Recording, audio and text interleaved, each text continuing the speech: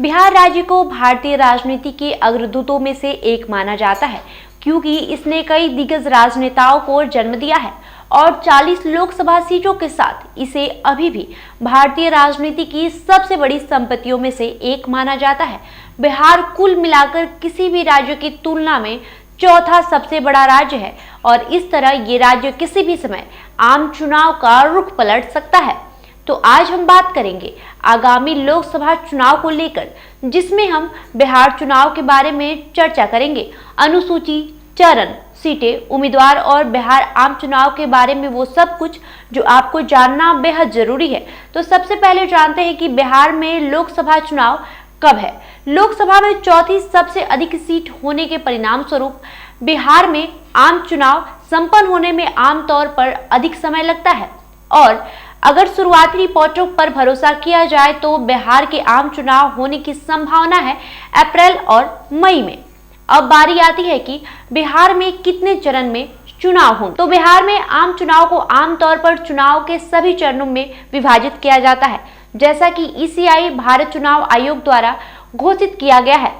और यदि प्रवृत्ति जारी रहती है तो बिहार में चुनाव को 7 से 8 चरणों में विभाजित किया जा सकता है।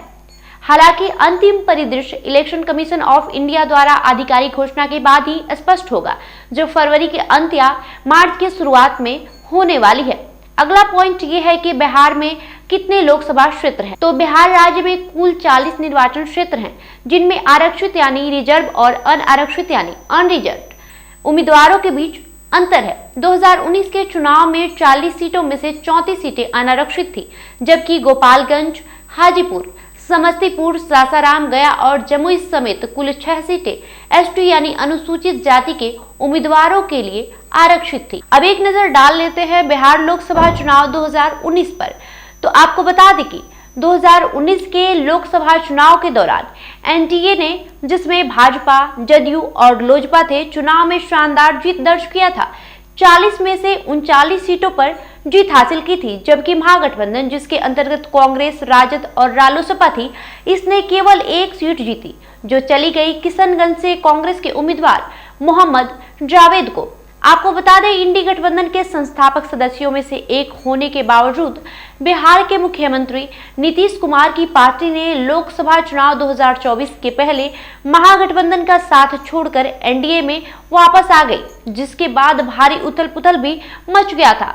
अब अगला चुनाव जदयू एनडीए गठबंधन के साथ ही लड़ेगी, जिसके साथ पिछला लोकसभा चुनाव लड़ी थी। वही आगामी चुनाव में एनडीए और इंडी गठबंधन 2 मुख्य मोर्चे बनने जा रहे हैं, जिसमें भाजपा और जदयू एनडीए का नेतृत्व कर रही है, जबकि राजद और कांग्रेस इंडी महागठबंधन का नेतृत्व कर रही है। बहरहाल आपका इस खबर को लेकर क्या राय है, हमें कमेंट करके जरूर बताएं। साथ ही साथ इस वीडियो को लाइक करें, शेयर करें, हमारे यूट्यूब चैनल को सब्सक्राइब करें। धन्यवाद।